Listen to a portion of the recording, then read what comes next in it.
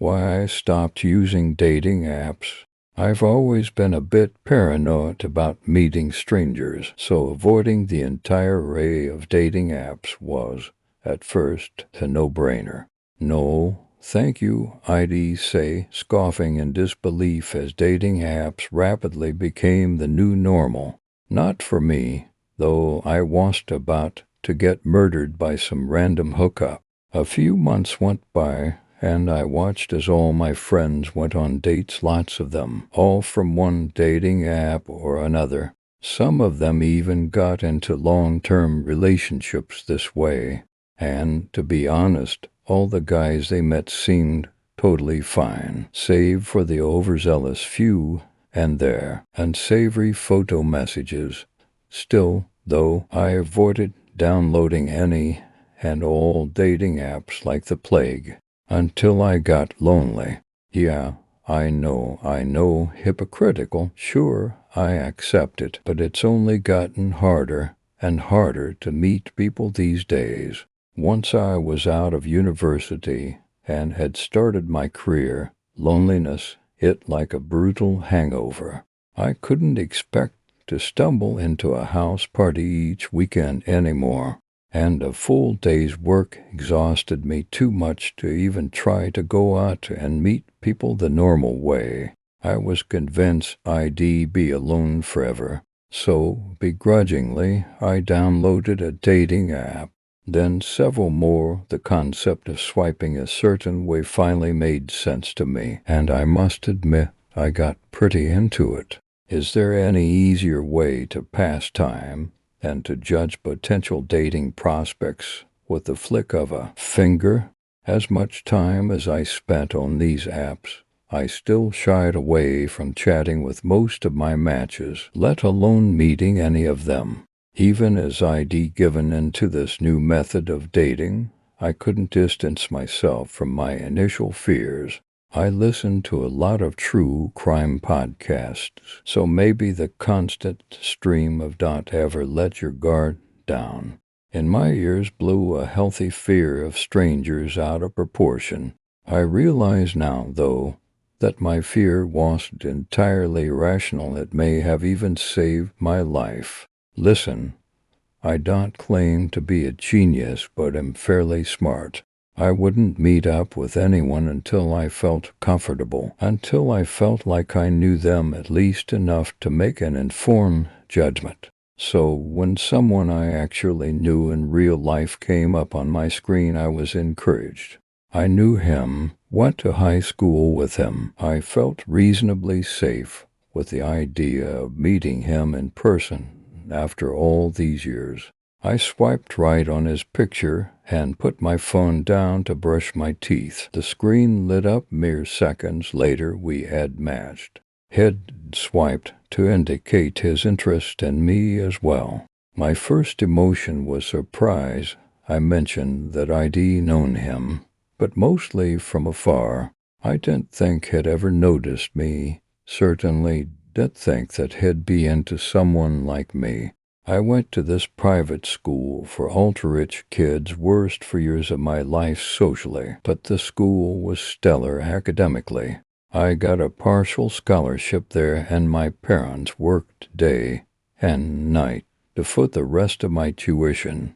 That being said, this guy, let's call him Alan, was kind of a douche in high school. He wasn't nearly as bad as the rest of his friends, but he was certainly the stereotypical privileged kid in more ways than one. He barely studied, had a rotating cycle of girlfriends, drove a car that cost more than the down payment on our parents' house, and he got away with whatever he did, whenever he did it. Once I'd processed the fact that we'd matched, another notification came in, a message from Alan. Thinking back on the kind of guy he was, I almost left it unread. But then I thought, maybe I was being harsh. I mean, I wasn't perfect in high school either. Nobody was. I'd always kind of had a thing for him, so maybe I'd like him more now. Maybe he'd like me now. I responded to the message before I knew it. We were chatting late into the night. He was actually a decent guy and funny as hell. I finally told him I had to get some sleep. It was nearing 3 a.m., and he asked me if I'd like to meet the next evening for a date.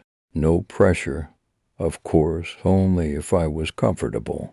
I wasn't sure if I was comfortable, but I still typed in, "Sure," smiley face. After all, he seemed nice, was fun to talk to, and most importantly, I knew him. It wasn't like meeting a stranger, and I liked him. I got up the next morning and busied myself with idle house chores until afternoon. I took a long bath, did a mask, picked out my clothes, hair, makeup, the works. I hadn't been on a date for so long, but I fell back into the old ritual with ease. Squeezed into a black mini dress, I teetered out the door on a pair of heels. We met at some little gastropub and caught up over dinner and drinks. He'd gone to college, too, before taking a position his family's company.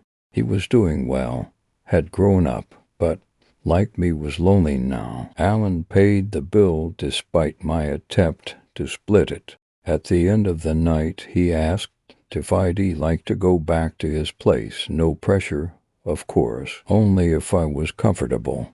I was probably a bit tipsy, because I accepted. Normally I wouldn't dream of it. Not out of some idea of what a proper lady should do, whatever that even means, but because I didn't feel I could trust anyone so quickly. But again, I knew him, felt like I knew him, I guess. We popped into a liquor store and he let me pick out a 6-pack of ciders. He held the door of the cab open when it picked us up and rushed out to open it again when we arrived at his house. It was a nice place, of course. He handed me an open cider, and we hung out on his couch for a while, just talking and sipping our drinks. An hour or so later, we abandoned 6 empty bottles on the coffee table and stole away to his bedroom. We had sex, and it was nice. Good, not great, but I mean, is it ever really great the first time with someone new? Afterwards, I started to cram my foot into one of my heels, but he stopped me. "Stay the night," he said. "Let's just talk for a while." I was caught off guard in a good way. I agreed. That's when things started to get weird. He got up, came back with mixed drinks. I was pretty thirsty, so I downed it pretty quickly. He sprung off the bed to get me a refill right away. I was a little confused, but I figured we'd already sealed the deal. So it wasn't like he was trying to get me wasted so I'd put out or anything. Still, I sipped the next drink a little slower, and when he got up to go to the bathroom later, I tossed the liquor out the window. Alan refilled my drink. Again, he was still on his first. He set my drink on the table and started to tickle me. Normally, I'd be beyond annoy, but he really was cute. We started fighting a bit, and everything seemed okay. Seemed like maybe we were going to go for round 2 until he pinned me on the bed. A strangely serious look crossed his features. "I don't want to hurt you," he said, but he pressed me down into the mattress, little too hard. He let me go, though, so I let it go. He was back to the light-hearted, funny, sweet guy I'd been talking to. We talked and laughed for a while, and I'd almost forgotten about that one strange moment when he did something weird again. Alan stared off into the distance for a moment, as if he was listening to or waiting for something. I lost my train of thought and trailed off. He slapped himself, not hard, but still what, and muttered to himself, "Knock it off." That old paranoia started to kick in, and I got up off of the bed, and sure of what to do. Sensing my apprehensions, Alan shook his head and grinned. "It's okay, love. Come here. Come back to bed."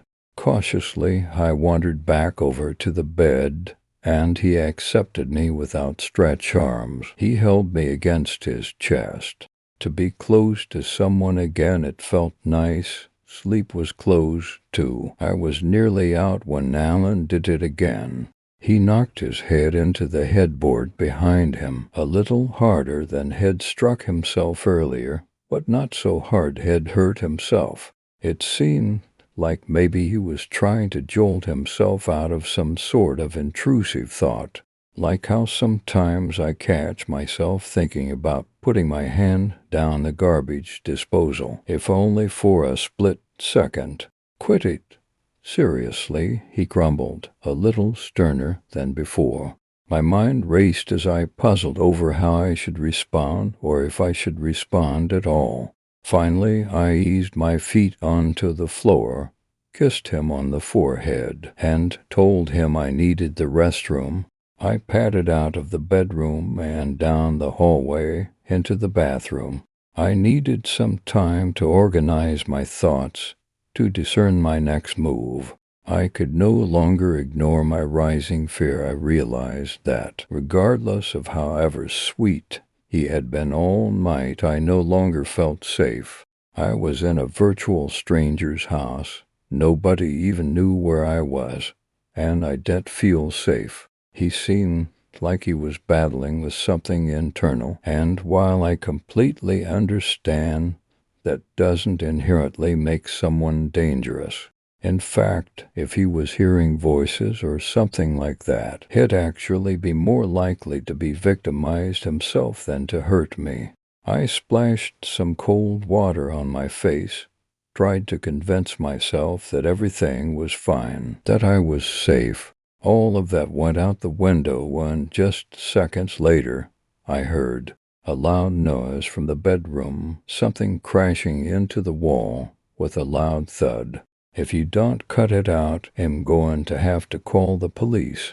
Then the shuffling sounds of a physical struggle, but Alan was the only one in the room, and I didn't want to be in that room anymore. I slipped out of the bathroom, moved quickly on tiptoes into the living room, then held my breath as I cracked the front door open.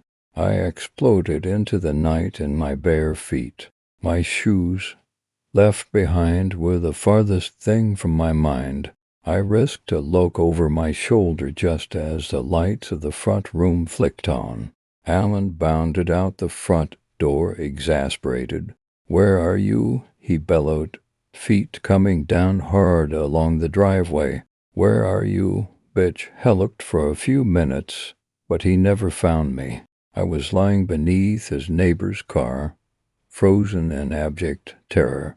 Once I was convinced he'd given up on his search, I ran down the street, called a cab, and never looked back. He tried to contact me again, tried to put on that sweet fight again, but I wasn't having any of it. The vitriol in his voice as he shouted after me was so intense, so primal, that I knew how he really felt about me.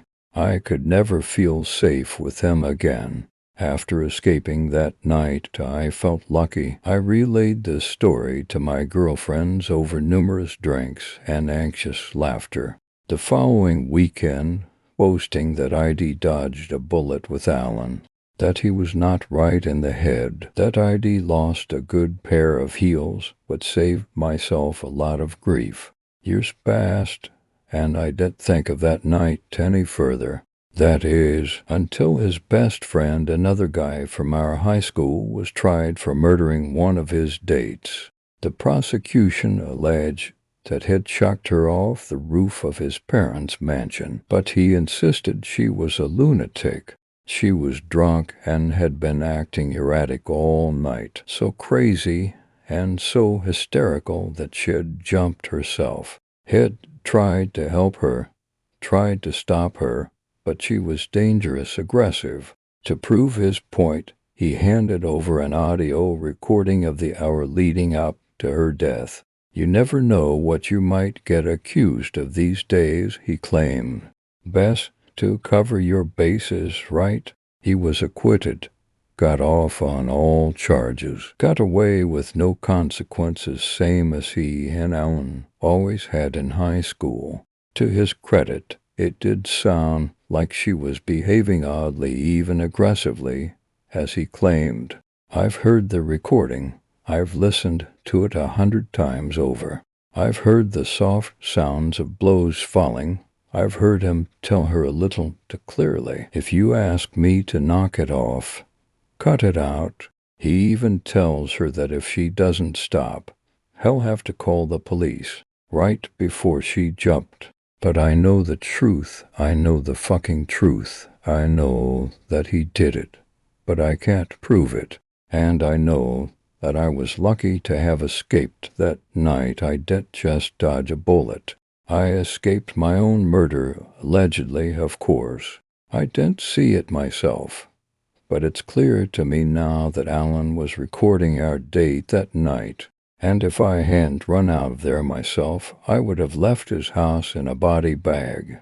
Alan wasn't hearing any voices, wasn't trying to silence intrusive thoughts, wasn't talking to himself at all. He wasn't even talking to me. He was performing for the jury of my future murder trial. Story 2.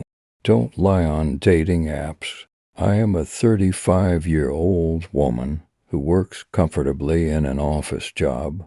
I have a nice home. I hang out with friends. I work out. And I make up excuses as to why I can't work out today but definitely will tomorrow. I'm mostly normal, average even. I'm not fishing for compliments. I just know what I am. But I cannot keep a guy around. I didn't even know how to start meeting good guys until a few years ago with the boom of the dating apps. Just in case this is being read years in the future or the past, who knows what's gonna happen. But in the mid-2010s it became totally normal to meet people online for all various levels of intimacy. You want a simple date, there's an app. You want a full-on relationship, there's an app. You want to just hook up, no worries, there's an app, all up and down the line. And most of the time it was all right. Occasionally you'd find someone who was looking for more or less than you. But most of the time it was just fine. The worst, of course, were the liars and the lunatics. Now, just so you know about me, I'm a normal-looking girl. I'm not going to turn heads, and I'm not going to make you divert your eyes in disgust like most women. I wish I was taller, thinner, had better boobs and a bigger ass, etc. But I also love to eat and not work out. So you know, what can I expect? See, I'm honest. After striking out a few times, I'd even have some friends look at my profiles. They'd try to jazz it up, but I wanted people to know what they were getting. I'm an average girl with an appetite for life who doesn't want to be alone anymore. Then, of course, you had the straight-up lunatics. I've had several dates where guys were mostly interested in seeing my toes. One was interested in putting my toes in his ears. One man asked if I could record myself snoring. A few really just wanted to have sex in the bathroom. One wanted to have sex on the bar. I said no to all of those things. I'm not here to yuck anyone's yum. It's just that is a lot for a first date with a stranger, and I don't mind the random one-offs, but those can be costly. Too many of those can weigh you down. You know, the whole dating experience wasn't all awful. I had a few great ones. First there was Sam. He was so sweet. We went out and immediately hit it off. He took me bowling, which was surprisingly run. He was kind and cute. I took him back to my place and had my way with him. He was amazing and really showed me how great these apps can be. But that lasted about a week. Then he was just gone, and I was alone again. Which brings me to Bill. Bill was a rough one. On our date, he took me to honest-to-goodness rodeo bar. We drank too much and tried the mechanical bull. The thing launched my ass almost immediately. Bill lasted for a while and then went down hard. He fractured his arm right there, but he didn't want the night to end. We went back to my place for dessert, but just like Sam, in a few weeks he was gone. These were two of several success stories.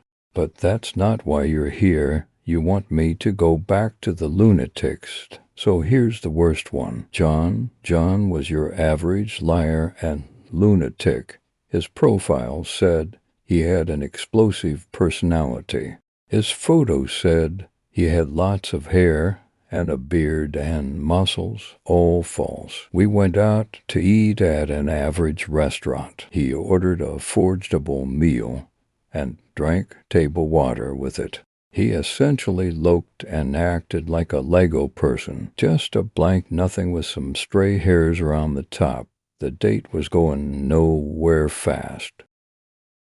I woke up hours later to the sounds of pans clanging in my kitchen. I shot up out of bed and went downstairs. The house was dark, and I could feel my skin crawling, like I knew something was wrong before I knew what was wrong. The kitchen light was on, and it smelled like bacon. My kitchen is small. You walk in, and there's an island in the middle with cabinets underneath. On the other side is the stove, oven, the fridge, and John cooking something. John was wearing only my apron and cooking bacon. His lower half was covered by my kitchen island, but I could tell there was nothing else on him. Hello, I muttered. I should have screamed something more threatening, but the whole situation was so surreal. Honey, you're awake. He turned a smile ear to ear. I was about to wake you, sleepyhead. I wouldn't want you missing today. His smile never broke even when he shouted as he went back to cooking. I felt like I was dreaming. It's 2 a.m. John, what are you doing here? Wait, how do you know where I live? I wish that I had a weapon. My vibrator, a bra on, anything. Ha, ha, ha, honey, you're killing me. What am I doing here? This is my house. Where else would I be? Would you like some juice? Sure enough, there was a glass that resembled the orange juice on the island. I didn't keep juice in the house. Okay, funny joke. Please leave now or I'll... I started to approach him when slam. He whacked my skillet onto the counter so hard he cracked the tile. I work so hard for this family. Here I am, making you breakfast on our 35th wedding anniversary, and you cannot even sit and drink your juice. He shouted. His face was turning red, but his smile never faded. I cannot believe you made me raise my voice like that. He returned to his usual tone, especially in front of Tiffany. Who the hell is Tiffany? I shouted. Ha, ha, honey, you're a riot. Don't tell me you forgot today was our daughter's birthday. John took his hand off the pan and reached down. He pulled up the body of a woman.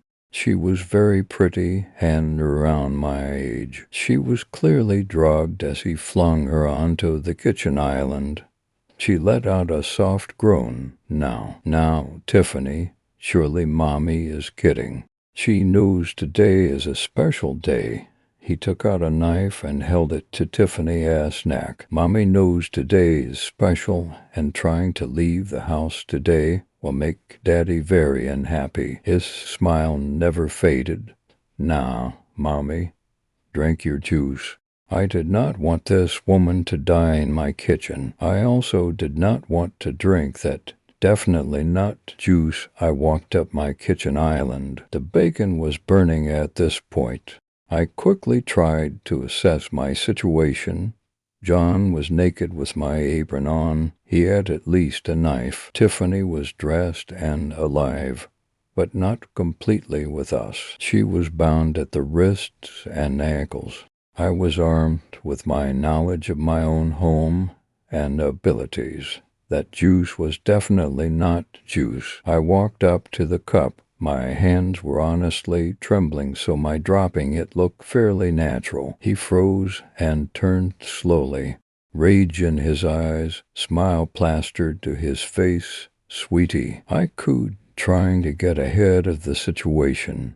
"Can you stop cooking bacon? I don't like my food overcooked." His look softened. He looked at the near cremated scraps in my pan. He smacked his forehead playfully as if he forgot. "Duh," he chuckled. "Of course, honey. Ha, ha. Let me pour you a new drink." I walked around the island, so I was next to him. He was fully erect under the apron. He went to get another glass. "I'll get the broom for the glass," I shouted as I started to turn away. "You'll sit the fuck down and do what you're told," he shouted. Tiffany groaned. "You hear that, honey? Tiffany doesn't like when Mom tries to leave Daddy." He placed the knife again on her neck, "and we don't want her to cry, do we?" I sat down at the island. "No, sweetie, we don't want that." He relaxed and went back to the oven. "You know, I can always go too." "Go?" John shouted. "Why do you women always have to go? I'm trying to make a beautiful Christmas dinner, and everyone always wants to go." He threw the replacement glass against the wall. "Honey, it is a mess in here. Take up the glass with your fingers. You still have them." "Wow, sweetie, you really are such a big, strong man. You do such a great job providing for me and—" "Fuck, I forgot her name. Tiffany," he screamed. "How do you forget your own daughter's name? All of you bitches are so self-centered. Here I am, a nice guy who works hard, and I get nothing." He was now grabbing Tiffany with one hand, while lightly scraping the knife along her back. I'm glad she was barely conscious for this. "You have me," I screamed again, trying to play along. I did not want anyone to die in my kitchen. "You have me and this beautiful house that you built." He stopped with the knife and took his hand off her. He never stopped smiling. "It's time for my present," he hissed. "For our anniversary." "No, it's my birthday," John again shouted. He went into a brief rage and sliced Tiffany's cheek. She started to wake up a bit. "I can't believe how awful of a wife you are. Do you know how many other women have died because they weren't special like you? So many." His face was blood red, but he never stopped smiling. "But you're just like all the others, and I need to teach you a lesson. I need to give you my present." He grabbed Tiffany by the hair and dragged her. He grabbed my hair and did the same. He opened the door to my pantry and slammed it shut. He dragged us into the living room, but a car drove by, illuminating the room for a moment. "No, not in here," he muttered. "Where can a man do some thinking around here?" He shouted. He started to rub his still hard dick on Tiffany's face through my apron. "The basement, sweetie, at the end of the hall," I stammered. "I know where my own goddamned basement is, you slut," he shouted back. He dragged me and Tiffany into my basement. He had trouble opening the heavy door, but he managed. I knew the game was almost up with him, and if something didn't happen soon, I would be dead. He kept muttering to himself about how underappreciated he is. "After decades of hard work trying to build a family, this is how you treat me." I had one last move to pull. "Sweetie, we were just kidding. Tiffany, and I didn't forget about your birthday. Your present is in your man cave." I indicated the door in the basement. He stopped, holding the knife to Tiffany, who was starting to come around. "It is?" He was puzzled. but then remembered his own sick fantasy and corrected himself. "Of course it is," he said pleasantly. He dragged us over to the door. "And this present better be everything I want." He caressed himself and licked the knife. "You'll see. I don't want to ruin the surprise." I spat out, Let's go." As a family, he dragged us to the door. "I want to always remember this perfect moment." He stopped talking when he opened the door and the light automatically turned on. "What the fuck?"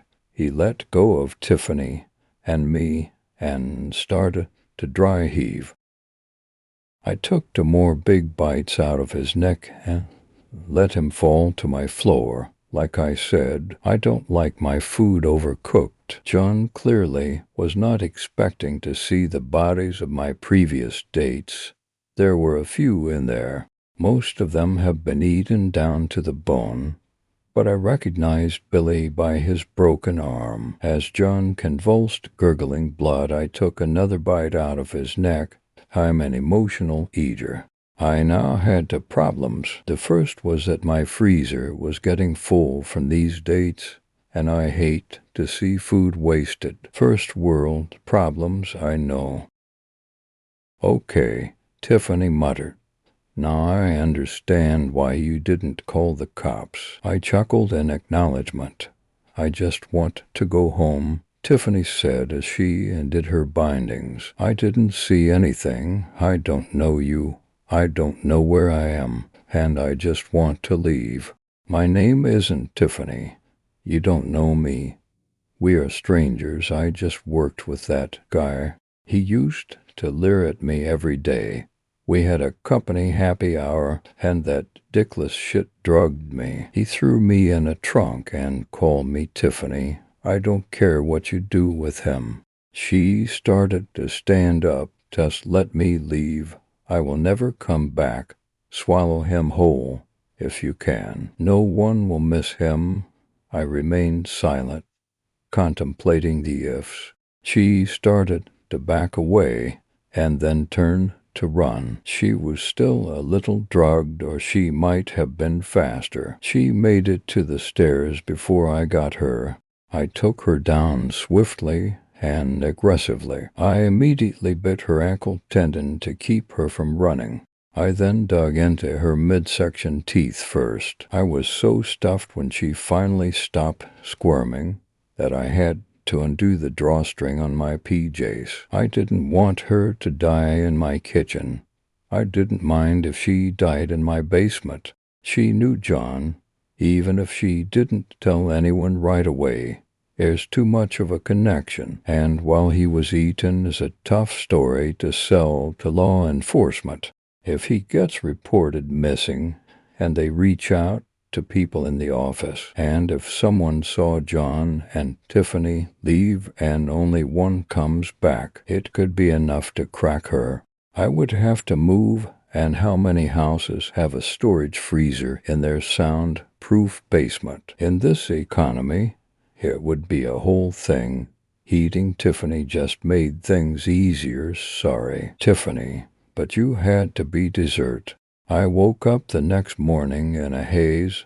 I was in food coma and bloated as hell. Thankfully, it was a Saturday, so I had the whole weekend to meal prep while cooking John. I rummaged through his wallet. I found a business card indicating that he worked in an office park across town. I drove his shitty car there, walked a few blocks, and then ordered a cab home. I'm sure John and Tiffany will be reported, but there's nothing to connect them back to me, just like my other dates. I then spent the rest of the weekend cleaning and eating. John might have been the worst, but he tasted amazing.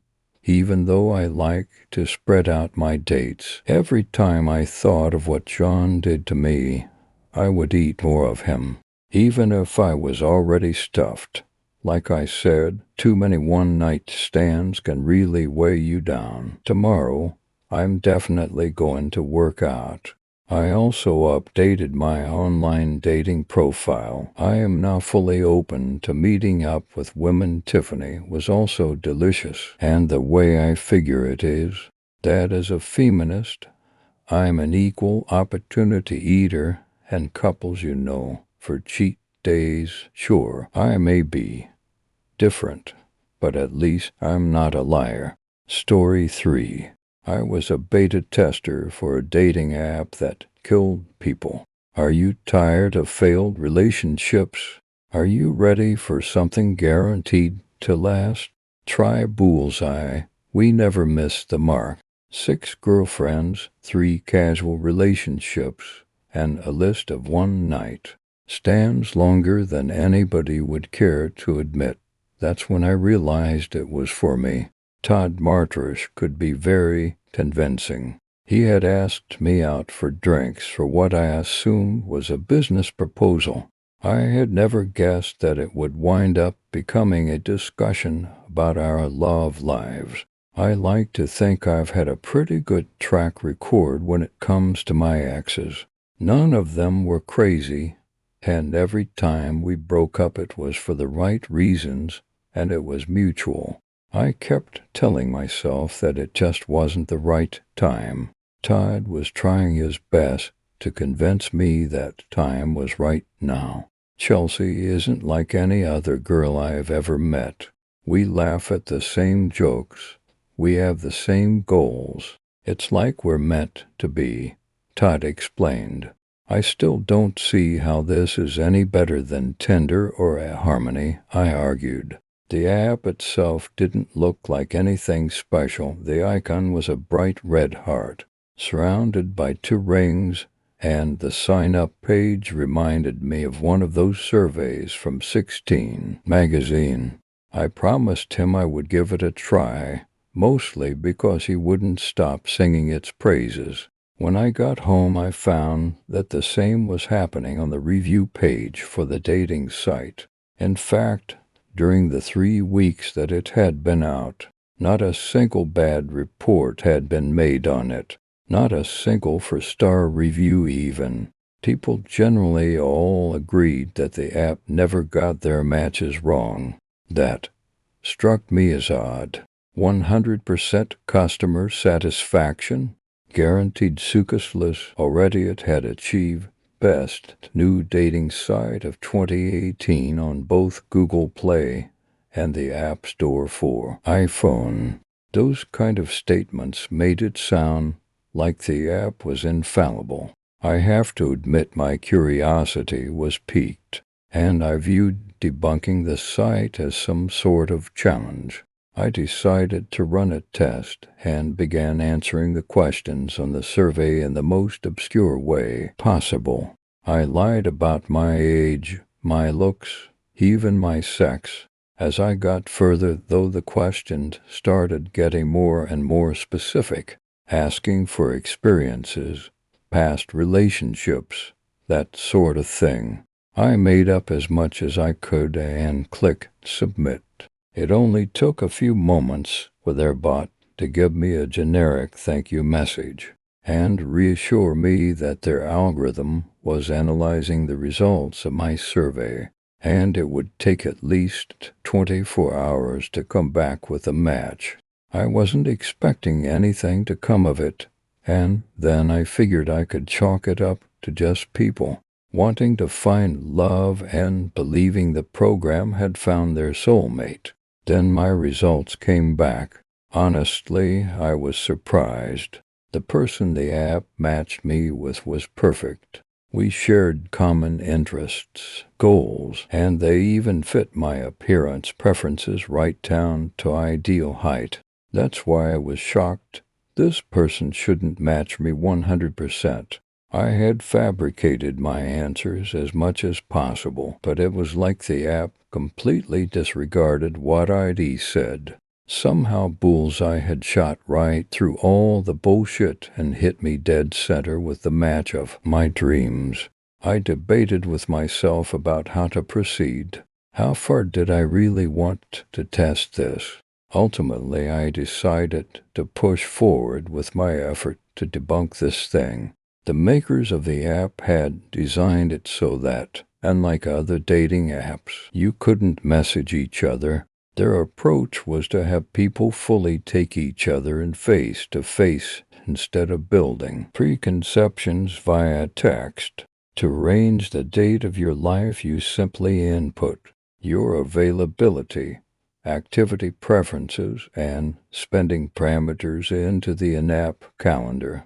From there, the app would do the work of planning an itinerary, select a time and date that work for both parties, and then send a notification of where to be and when, as well as suggested attire. I input the necessary information and waited for the notification.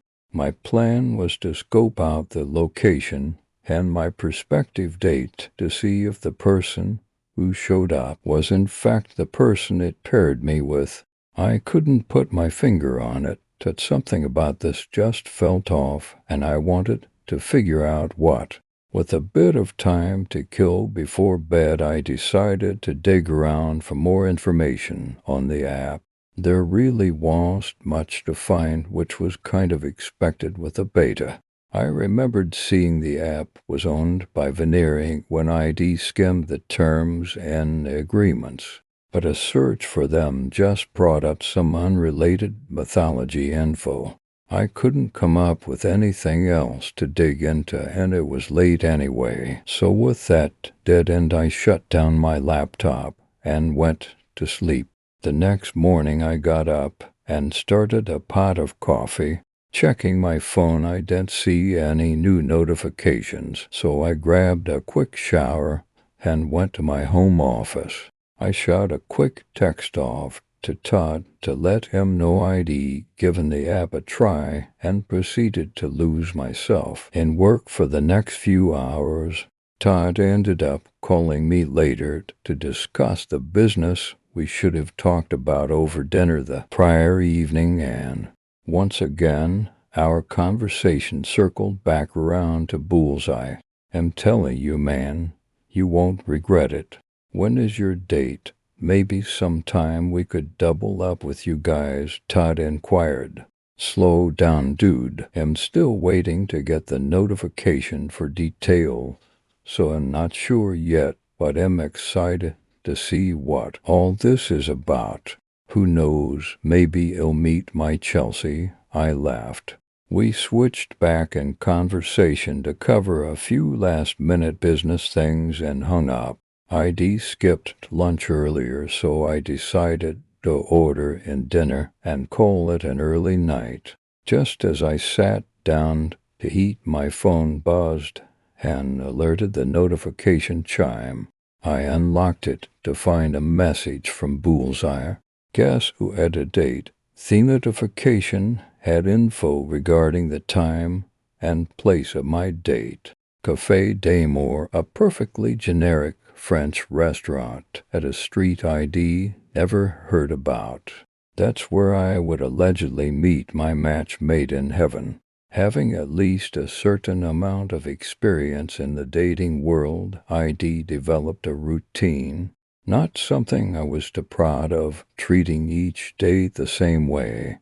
But if it ain't broke, don't fix it. So I threw on a shirt, not so fancy I would look like a try-hard, but also nice enough to impress.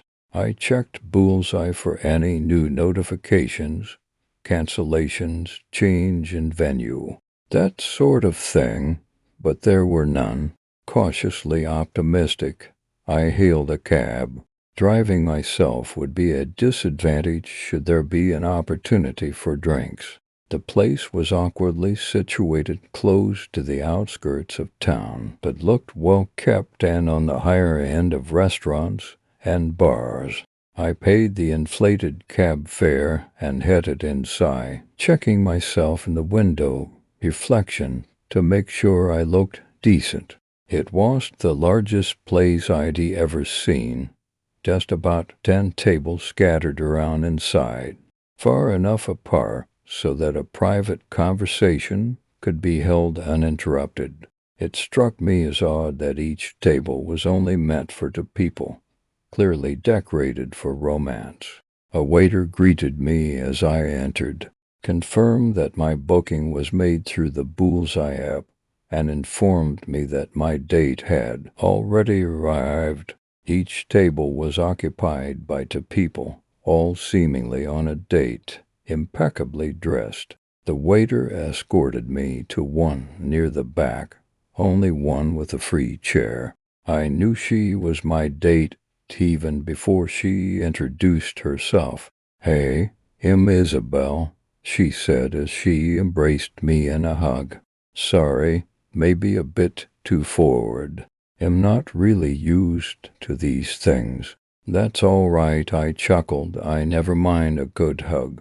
No sooner had I set myself down at the table before a waiter arrived with drinks for both of us. A white Russian for her, and a tequila sunrise for myself, my guilty pleasure favorite. "Did you order these?" I asked. "No, but they somehow got my favorite." She looked over at mine and smirked. "I guess you also enjoy the fancy drinks, huh?" "What kind is that?" No idea how they knew that. I responded, mildly embarrassed. "Hey, no judgment from this side of the table. People should be allowed to enjoy whatever the heck they want." We quickly got to know each other, sharing the usual superficial details about our lives. Truth be told, it felt as if I already knew her. She matched my dream girl to a T. "How did you end up on Bullseye anyway?" "Through a colleague who may or may not be too involved in my love life." "Yeah, I know the feeling. Always being pushed out the door. It's funny how the people in our lives think they can live it better than ourselves." In meeting my date, I had almost forgotten about my initial suspicion. I was simply having too good a time with her. "It's a bit strange, though, don't you think?" she asked. "What do you mean?" "Well, I got matched with you pretty much instantly. So I'm in. I couldn't find much information about this app online, except that the company's name Veneer, so it struck me as strange how well she paused. You kind of matched my requirements perfectly." I smiled, a mixture between being flattered, but also how strange it was that she matched my requirements perfectly despite having put in nothing but false information. My smile quickly faded. "Sorry, was that too much?" No. It's just that you're right. It's incredibly strange. You also match perfectly." Really, I couldn't tell if she was happy or nervous. To be honest, all the personal info I put in my app is false, even my own gender. That being said, can't be many fish in the Bullseye sea. I noticed one of the other guests had been staring intently at me while I was talking. As soon as I noticed, he quickly returned to his conversation. "Hey, is that guy staring at us?" she whispered to me. I turned around to get a glimpse of another man quickly redirecting his gaze. It had become oddly quiet in the restaurant. "You sure he wasn't just checking you out?" I joked. She playfully rolled her eyes at me. "I wish there was a woman earlier who also seemed a bit too interested in our conversation." "Yeah, I noticed someone else as well." At that point, the music had fully come to a halt, and people were no longer sipping their drinks, but quietly whispering about something. The waiter approached our table with a new pair of drinks and an assortment of canapes. "These are on the house," he said, "as a thank you for volunteering with Bullseye." "What do you mean, Volan?" Before I could finish my question, the waiter had returned to the front desk. "I feel like we're being pranked or something," Isabel said. "Yeah, maybe," I responded, not fully convinced. An uncomfortable knot had started developing in my stomach. Something was very wrong. but my gut is telling me something is going on here, and it'd be a good idea for us to get out. I stood from my chair as Isabel glanced around at the other diners, who now all had their full attention on us. I could see a look of unease washing over her face as she began to rise from her own chair. Hey, come on, just relax. Everything is on the level, I promise. You do still trust me, don't you? A familiar voice came from behind me, and I turned to find myself face to face with Todd. Look, how long have we been friends now? Do you think I would steer you wrong? I wouldn't have recommended Bullseye if I thought there was anything to worry about. He was dressed up in a nice white tux with his hair slicked back and a smile spread wide across his face. Listen to him, Isabel. You can have what Todd and I have been blessed with, real, genuine love. I promise the ceremony is perfectly safe. A woman I hadn't noticed before was standing behind Isabel when I turned to see the source of the new voice. Chelsea, why are you here? As soon as I heard Isabel speak that name, I knew it couldn't possibly be a coincidence that Todd and I had been matched with two women who were also friends. Todd and Chelsea began moving toward our table as they were joined by all the other cafe patrons who had left their seats. What's going on here? I asked Todd, demanding an explanation. I stood up to confront him, and then he suddenly grabbed my shoulder and forced me back into my chair. Please, I told you, there is no need to worry. Everything is perfectly fine. After the ceremony, you two lovebirds will be together forever. The way he said it told me that this was not something I wanted to be a part of any longer. I did the only thing I could think of and told Isabel to run. She didn't have time to respond as we were close to being surrounded. She simply rose from her chair and spun toward the door in a single motion, and I followed closely behind. I could see now why we'd been seated near the back. We had to somehow slip past almost every person there to make an escape. I was honestly impressed by how far Isabel made it before they had her pinned down. She was almost to the maitre d' station when someone tackled her, and they fell to the floor. I barely made it half as far myself before I was also taken down and dragged back to our table. Then the group started to chant. You were found worthy and chosen for the ceremony. You are destined for each other. We never missed the mark. Chelsea rested a hand on Isabel's shoulder, and I just barely realized what was happening before the syringe in her hand plunged into Isabel's neck. Hey, watch what you do. Isabel's words trailed off and her head rolled to the side. Todd gave me a look of disappointment. I really thought you'd cooperate. That is why I picked you when they selected me to find a new candidate. Fortunately, there are ways to make this work. He began to grin wider as he pulled the second syringe from his pants pocket and took a step toward me. Ceremony was the first word that I recalled when consciousness found me. Instinct kicked in, and I began to struggle, expecting to feel the strain of ropes around my wrists and ankles. But warmth and cloth were all that held me in place. I sat up and kicked the blankets away. The room was small and decorated like a two-star hotel in Middle America. I scanned the gaudy decorations and faded wallpaper as I stepped onto a vinyl flooring made to look like wood paneling.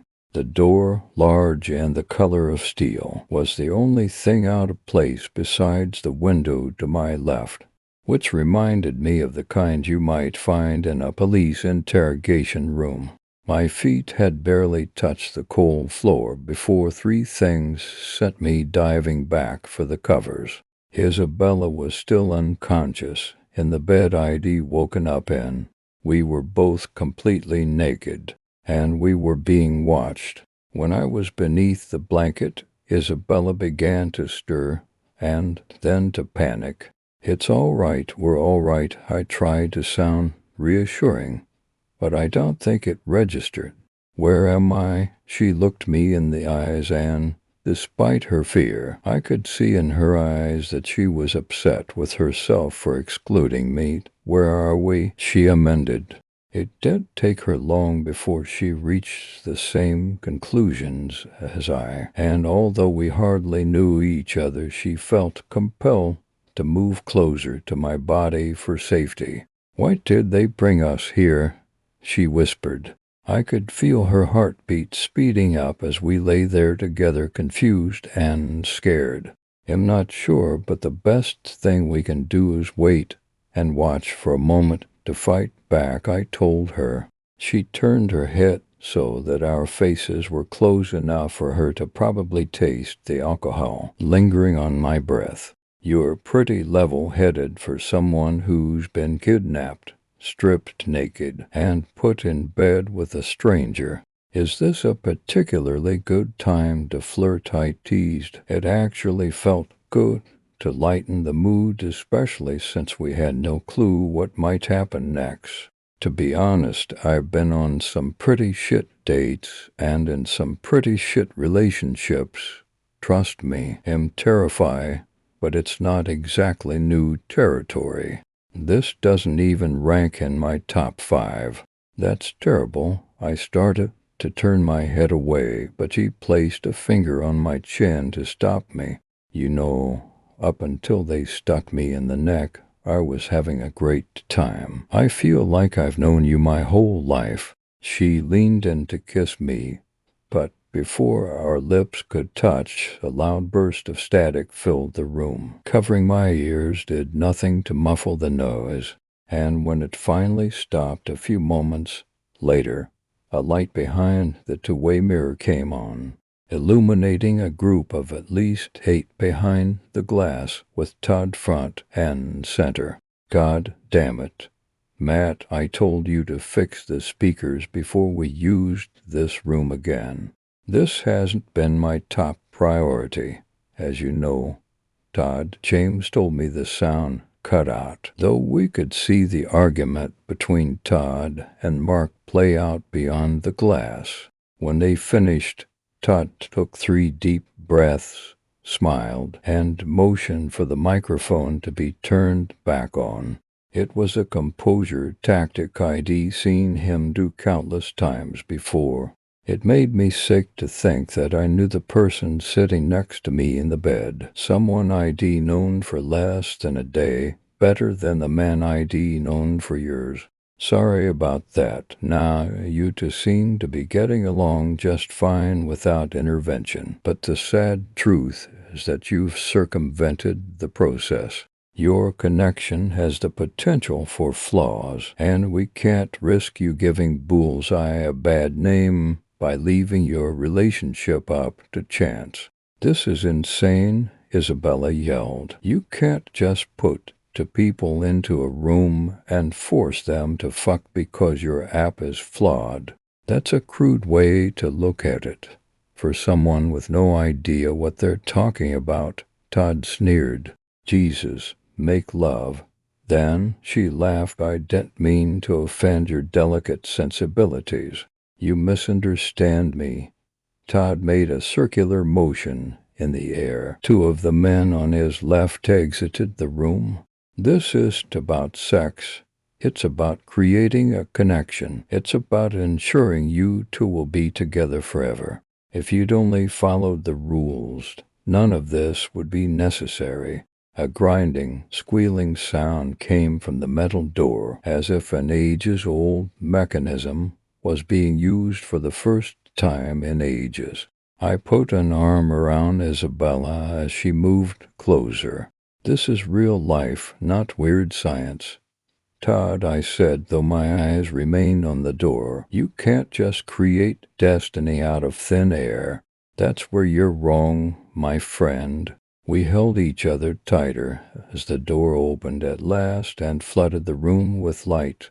We held each other tighter, trying to protect each other even as we sought comfort from each other. Some of the light was blocked by the silhouette of something large, something frightening, something that just couldn't be.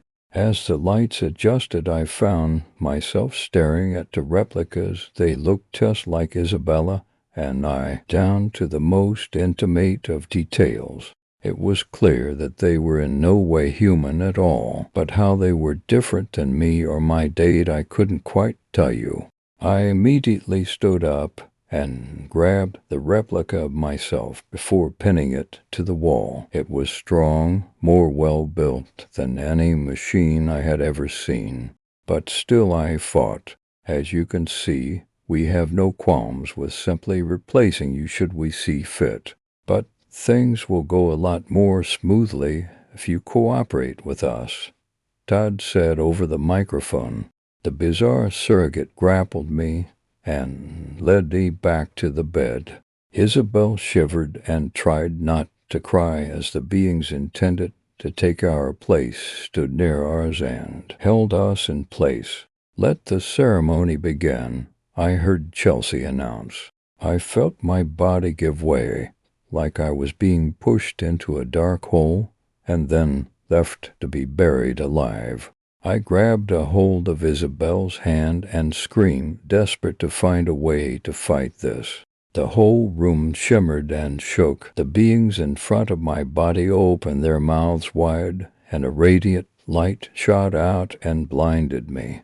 I heard music. I felt my skin go cold, and then, abruptly, another burst of static erupted, and the whole room stopped spinning. The creatures stood transfixed as though suddenly unable to respond, and I looked toward the opposite side of the glass and heard Todd and his allies screaming incoherently. Isabel was unconscious, so I had to lift her into my arms and run toward the open door. Then I saw another figure standing in the hall, urging me to follow. It was Todd again, and suddenly all of this was beginning to make sense amid my scattered brain. Follow me if you want to live, he told me. We ran through corridors of what looked like an abandoned movie studio, a massive storage unit filled with dangling suits that appeared to be made of skin, other replicas that were just waiting to be filled for their evil purposes. Don't look forward, just keep going, he urged me. I kept Isabel close to me and ran toward the stairs. The loud, obnoxious blare hit the room again, and we made it outside onto an abandoned country road. Todd joined me a moment later as the whole building began to go up in smoke, and then pushed me toward an unmarked car on the edge of the property.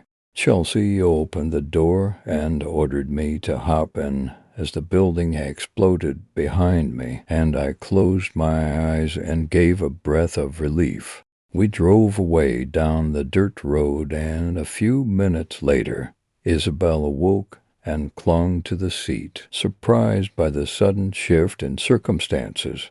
"Can someone please tell me what is going on?" she asked. Todd tossed us a blanket to cover our naked bodies as we drove, and then he told us what he knew about the company that had almost killed us all. They were a cult. They believed they had found the key to unending life and wisdom from a creature they called Veneer. That wasn't its name, of course, but that was the name that we gave it. It promised to fulfill our destiny as humans. All we had to do was just follow its orders, Todd said. We found out soon enough that it wasn't all that it was cracked up to be, but by that time it was too late. They had amassed a name for themselves and were setting things in motion to take over. Those things we saw, those other versions of you and Chelsea, that was just the beginning. I realized he didn't say a word, but his silence was all I needed to know that it was true. We were dropped off after Chelsea stopped to get us some fresh clothes and told never to speak about Bullseye again. A few weeks later, the app disappeared completely and I returned to my normal life. I tried my hardest to forget about the whole thing and pretend that it was all just a high-strung, drug-induced dream. But each time I did, I would get a notification on my phone from Isabel asking if we could go on another date. Call me a fool for old-fashioned romance, but I finally gave in and even agreed to meet up with her at a Mexican restaurant. The conversation was pleasant, and we both agreed to count it as our first official date. I really want the relationship to work. There's just one thing that is bothering me, though, and maybe I'm being paranoid. But when we were at dinner, Isabel seemed to know exactly the right drink to order for me. Maybe I'm remembering things incorrectly, but I don't think I ever told her what it was. Story 4. I met a girl online and I am never using dating apps again. This is why. Okay, so this happened around February. I had just came home from the Netherlands to my country. For about 2 weeks I was just chilling around, and as I am single and have been for about 3 years, I decided that I would try and start dating again. I downloaded an app called Badu just for fun. I set up my profile and I start swiping. I swipe all my matches for the day and don't really pay much attention to my phone until next day. So I take my phone and I see that I have matched with just one girl. I thought, okay, let's give it a go. We start talking. At first, she seems sweet, nice, normal, and cute. We talked on the phone a few times, and it seemed like she was a perfect match. Okay, so we had been talking and chatting for about 2 weeks. We decided that we should meet up. At first, I went to her place for the first time. We had some coffee and talked a bit. Then I had to go home. I was at her place for about 2 to 3 hours. She seemed normal and nice. Next time we decided to meet, she would come to my place, and I was fine with it. The day came, and I met her again, and again she seemed nice and normal. We had arranged that she will be staying for a week, but she ended up staying 3 nights.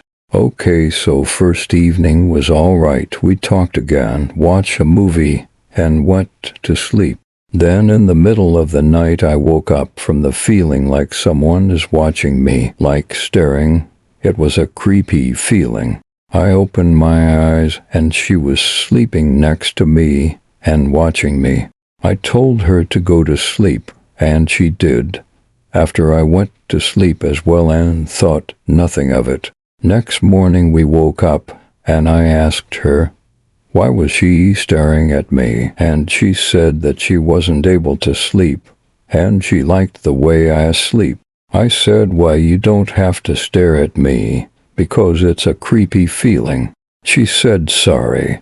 I said, it's all right, but please don't do that again. She agreed, and we were thinking what to do. We didn't have any ideas, so I told her that we could play some video games. But she refused and said, you go ahead, I'm gonna be all right. I will find something to do.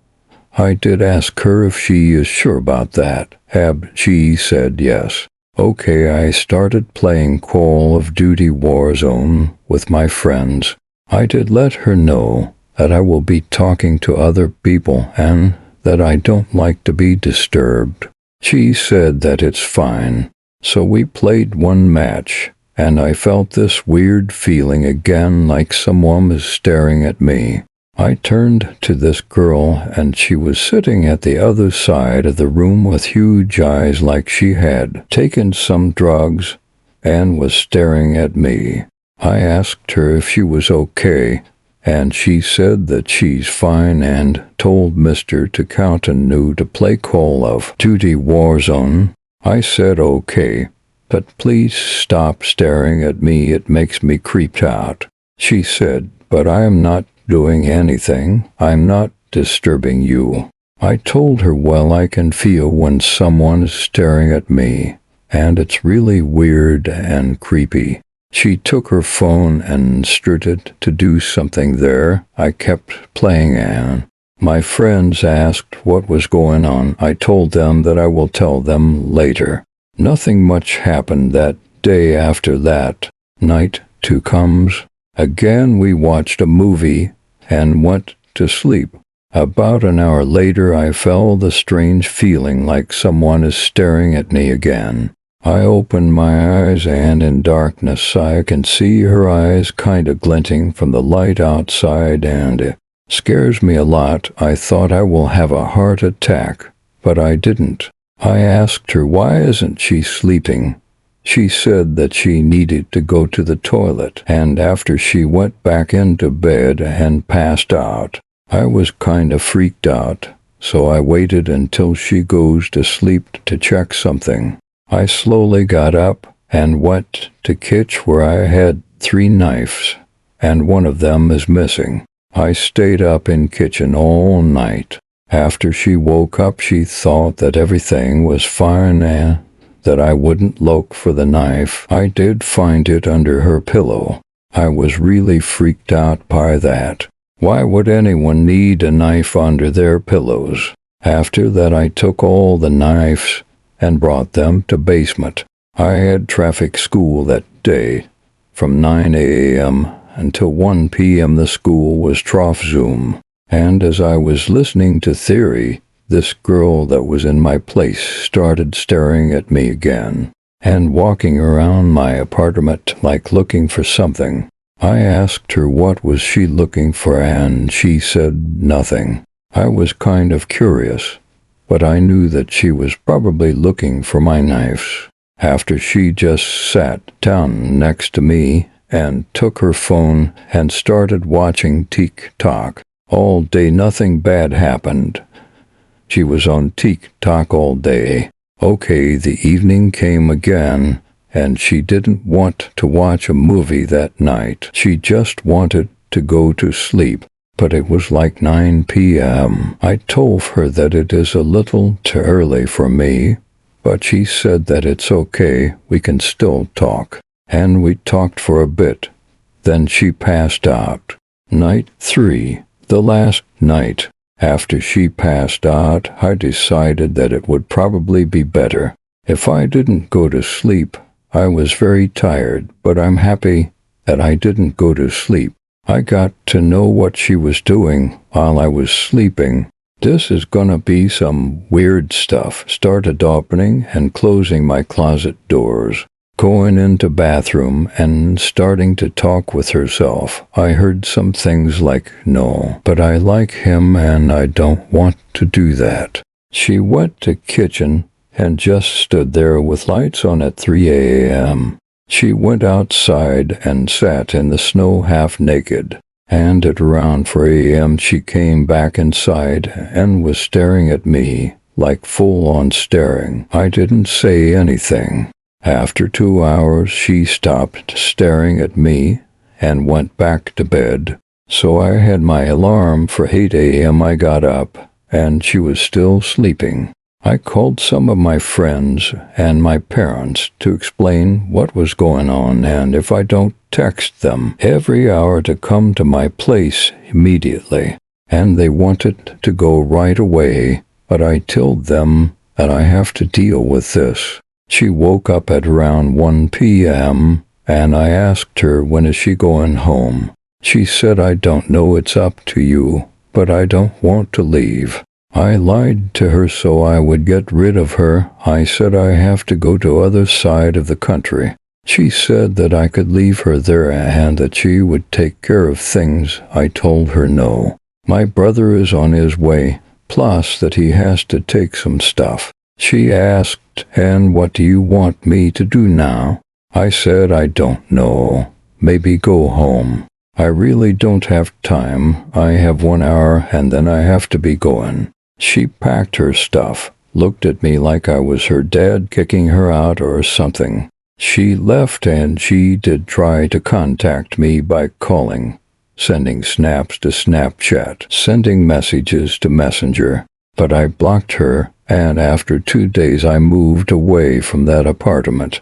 As I was told by people who still live there, she went and banged on my door multiple times, until some of the neighbors told her to go away or they will call the police. She did, but would eventually go back every day. Soon the new tenants arrived and moved in, and she kept banging on the door. They did call the cops, and she got charged with disturbance and battery. And that was the last time I heard anything about her, because the cops contacted me, and I told them what happened in those days, and that I just wanted to get out of there. And they understood, and I told them that I don't want to know what happened to her because she was creepy, and I didn't press charges because I let them know that I think that she should be in a psychiatric hospital. They said that they will see. Since this incident, I will defiantly not use any dating apps for some time. I don't want this to happen again. Please, guys, be careful so it doesn't go the way it did to me. Update. A friend of mine saw my post and he contacted me. He is on Baidu as well right now, and H asked me what was the girl's name. I told him. He sent me a picture asking, is this her? I said, yes, that is her. Well, he doesn't really believe this, but I told him to see that by himself, and then let me know if he believes me or not. I'm gonna update as soon as I get an answer from my friend about how did it go with him. Update 2. I did get an answer from my friend yesterday, but I had a lot to do so I didn't had time to update this post. But now I have some time, so here we go. Okay, so basically he told me that they met up for the first time yesterday in a nearby city, and he said that they had a good time. And he did say that he wanted to ask her if she knows me, but decided better not to for now. Basically, they went to the movie, went to a cafe, and he said that most of the time was staring at him, like looking trough him. And he did think that it was kind of weird, but he thinks that she likes him. I know she probably is desperate or just weird, or maybe has a mental illness that she isn't thinking to get checked out. I did tell him not to bring her to his house, and he said for now he isn't gonna do that. He wants to know who she really is and if she's as weird as I say she is. After they just went home, and he said that they are still talking and texting. Probably more updates coming soon. Last update, so talked to my friend. They were going to a movie, and they were to Capital City with a public transport bus. She was living on the way to Capital, about 10 kilometers from my friend, and she told my friend to tell the driver to stop at the bus stop. He did. The bus was going, and bus does have to stop at the bus stop. But before bus was close enough and before the driver started stopping the bus, she went to the middle of the road to try and stop the bus. And when she had to pay, she made a scene. He was embarrassed. When they arrived at Capital, he did tell her that it's not going to work out because that isn't normal. And she made a scene at the Capital's bus station. He ran away from her and she tried to run after him, but didn't catch up. He went into a tunnel and disappeared. She did try to call and text him and stalk him, but he changed his number. He is now at my place and telling me that she was effing insane. So now we are planning what to do next. We are thinking about moving to a different city or different country. Story 5. I think I'm dating a goose. Animal abuse. Okay, so to start with, my boyfriend hates birds. Yes, I know. Why would I date someone with so obvious a character flaw? But honestly, I didn't know how bad it was at first. It was just this little quirk. Like, lol, you don't like this cute little robin? Who doesn't like cute little robins? He'd complain about how they were dirty and obnoxious, and I'd write it off as nothing more harmful than a pet peeve like disliking the noise of other people chewing or hating the word moist. Also, in my defense, we were only dating for a few months before I saw how bad it was. Like, he legitimately hates birds, and I think his hatred is proportional to size because, with the small neighborhood birds, it wasn't a big deal. But I remember the first time we were at a park, and there were some pigeons crowding around the sidewalk. I was like, oh, they want food. And then bam, this rock comes flying past me and lands in the middle of the flock. So they all take off in a panic, and I turn around to find him standing there with this ugly look on his face, all twisted up. That was our first fight. I told him that was a cruel thing to do. He defended it by saying pigeons are nothing but dirty flying rats. I finally resorted to saying he scared me by throwing the rock past me with no warning, and besides that, I didn't hate birds, and I was upset by people being mean to them. So he apologized and said he wouldn't do that anymore. So a bit of a red flag there, but I didn't have any other obvious reasons to dump him yet, so I tentatively stayed in the relationship. Maybe he had some issues with birds, I thought. Let's be honest, some birds can be mean.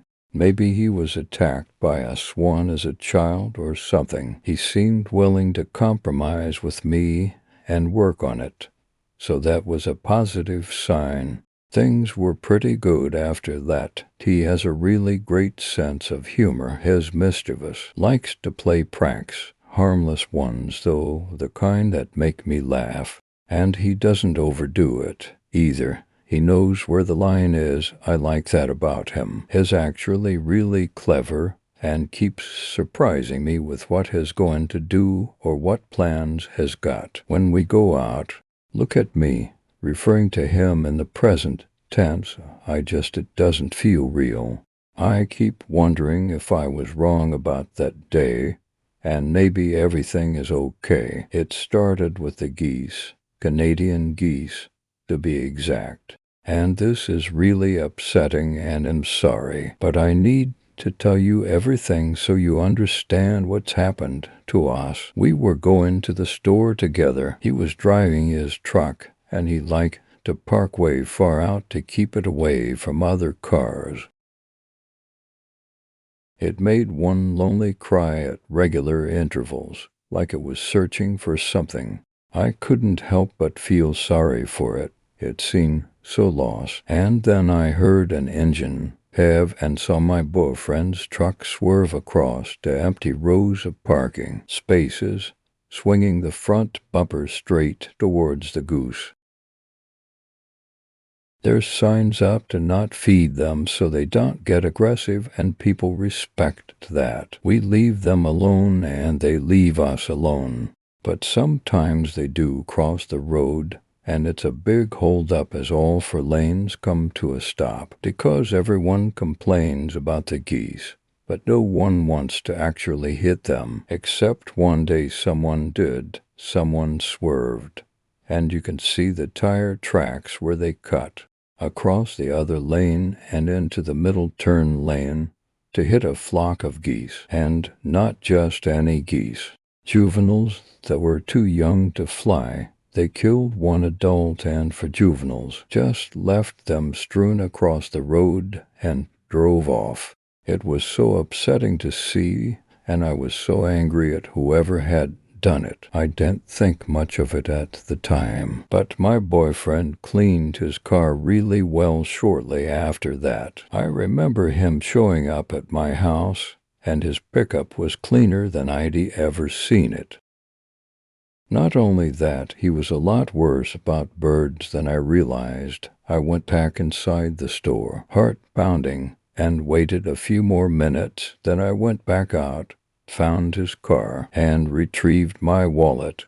When he asked me why I was so out of it in the store, I told him a friend of mine had called while he was parking the truck and asked if I'd help her repaint her living room, and now I was stuck with helping her. "You shouldn't be so nice," he chided.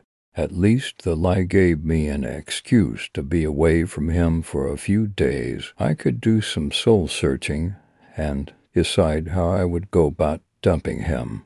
I mean, someone that's casually violent towards animals like that. It's not good. It's stressful enough figuring out how to end a relationship, but then it got worse. The next morning there was a goose in my front yard. Kind of skinny, very dirty. I swear it was the same goose from the parking lot.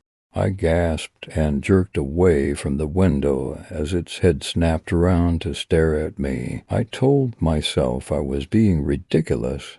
It was just a lost goose. So I looked again, and it was gone. But a few minutes later I heard something rapping on the front door. It didn't belong here. There was no water in this neighborhood for it to wade around in or something. I threw the front door open, and the goose hastily retreated off the front porch. It stood on the walkway up to my house, staring at me, so I advanced on it, carefully, waving my arms and yelling for it to shoo, and reluctantly honking in irritation at me the whole time. It moved away. It seemed like nothing more than a normal goose. Honestly, I decided I was imagining things and went about my day. It stayed out there in the front yard, occasionally honking plaintively, like it was looking for something, just like in the parking lot. I keep wondering if there was another adult with those birds that were killed on the road. Things got worse after sunset. I checked one last time out the window, and sure enough, the goose was still there. I knew it had to be done, but it still hurt to come to that conclusion. I cried myself to sleep, which didn't last long. I was woken barely an hour later by something tapping my window. Nervously, I sat up and grabbed my phone. It didn't sound like a person. It sounded like the goose, like when it had been rapping its beak on my front door. But why would it be doing that to my window and at night? Reluctantly, I raised the blinds. My heart hammered in my chest, and staring back at me through the glass was the goose. Only its head was visible over the edge of the window frame. "Go away," I shrieked, and lowered the blinds again, but it didn't. It kept tapping. I moved to the living room to sleep on the sofa. It followed me, rapping on the window there.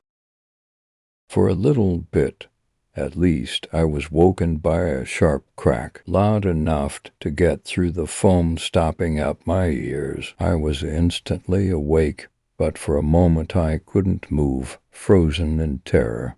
My window, the noise had come from my window. Another crack, like ice splitting when it thaws. I tumbled out of bed, heart pounding, and grabbed my phone with shaking hands. I had to call the police, but I paused, because there was a lull, and in it I heard a soft noise, a hiss. It was the fucking goose, so I raised the blinds, and sure enough, there it was, staring at me with that beady eye. I was starting to understand why my boyfriend hated birds. The pane of glass in my window was cracked. The goose was pecking its way in. "He's not here," I shrieked. "He lives elsewhere." and he stormed to my home office, wrote down his address on a piece of paper, and returned to the bedroom. It must have followed us home, I thought furiously. My boyfriend dropped me off first, after all. And then it must not have realized that he doesn't live here. I returned to the bedroom and plastered the piece of paper onto the window so the goose could see it. I know, but it was 4 in the morning. Okay, I was really tired and not thinking straight. But I swear to you, the goose just stared at the note for a moment, and then it turned and left, flew away. I heard its wings, and it didn't come back. I didn't sleep well that night. In the morning I called my boyfriend. I needed to break up with him, after all, but I also wanted to make sure he was okay. He didn't answer. I waited an hour and tried again. Still no answer. He wasn't answering my texts either. I couldn't dismiss my concerns as mere paranoia anymore, as it was well past the time he was usually up. I'd just swing by and check on him, I thought. I'd pick up some coffee on the way over and pretend it was to surprise him. Then I'd leave to help my friend paint and break up with him that afternoon. I just needed to make sure. After the night I'd had, I was a bundle of nerves. He lives in an apartment. It's a decent place, cheaply built, of course, but it's new and everything is sleek and modern looking. There was a horrible smell in the air. I almost gagged. Like a butcher's shop, I was shaking, but I stepped inside, leaving the door partially open behind me. I tentatively called his name. Silence, then a rustling from the bedroom. What I saw is burned in my head. I'll never forget it. It's the one thing I keep clinging to. When I think perhaps this was all just some strange dream, I was there. I saw him, or rather, what was left of him. The window was broken. The glass lay strewn all over the floor, and he lay face down on the floor, his skin deflated like an empty sack. There was a slit all along his back, where the spine used to be, and the rest of him was piled neatly on the floor, a heap of muscles and organs and bones. His brain was near the bottom of the pile, shining slickly in the sunlight. His skin rustled. There was something inside it. I was frozen in place, standing in the doorway, too terrified to move. I don't even remember what I was thinking at that moment. It was like everything had shut down, and I could only remain petrified, watching as his skin jiggled and swayed like something was crawling around inside it. The slit along his back slipped open. I saw what was inside the goose, but it wasn't a goose any longer. Its body was growing, the skin splitting apart to reveal sleek muscle beneath. Then he raised his head and smiled at me. The same smile had dibbed me when he was up to something. I was finally freed from my trance. Panic took over. I fled the apartment, fled to my car, and was down the street before I realized I couldn't just leave like that. But the smell, I thought wildly. Did the officer smell it? What was left of my boyfriend? I stayed by the car until the police officer left. I didn't go up to his apartment. I looked, though, and there he was. By the railing, he raised a hand, waved at me, and went back inside. I haven't broken up with him yet. At first, I was too afraid. Would it kill me, too? Then he showed up at my house with a sack of ingredients, saying he was there to make dinner, and I didn't know what to do but let him in. I was too scared to say no. I just sat there in the living room, watching him as he prepared eggplant parmesan, because apparently, as a vegetarian now, he says, we had dinner. It was fine. He acted like he always has, except he likes birds now. In fact, he loves them. He asked if he could hang a bird feeder at my house, since I actually have trees near the building, and he'll go out there and talk to them, and I swear they're talking back. I've even seen them land on his hands and shoulders. And now one of my friends let slip that has been asking around about my ring size. I don't know what to do.